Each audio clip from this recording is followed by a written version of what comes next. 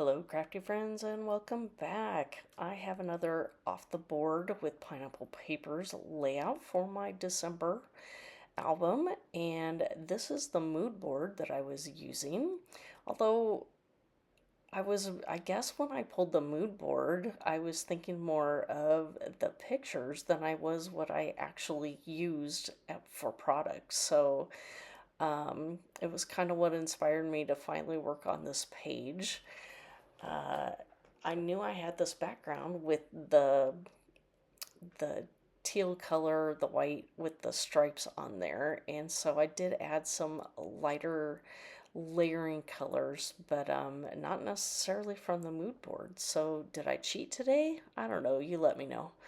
I tend to cheat a lot on things like this, so if it works, I make it work somehow. So here's another way that I cheated and made this die cut piece stretch as far as I could.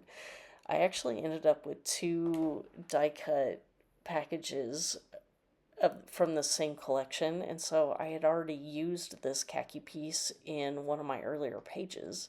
And so I'm here, you can say I'm actually using it as a mat, and the gap in between is actually going to be covered up by my embellishments. So it worked out pretty good to actually add a little matting for my photo, but not actually needing to pull out another piece of paper. So I get that down there, and then I do use this border strip, and so that is actually going to cover the top part of the picture that has the missing gap. And I do decide to use a little bit of tear tape on this since there is going to be a gap in between the top and bottom photo. And that way to make sure that there is some good adhesion.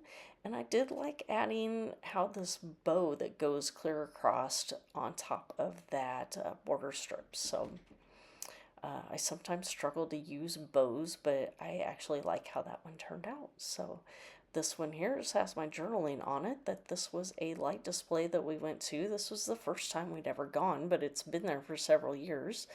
And it's actually called The Miracle on 86th Street.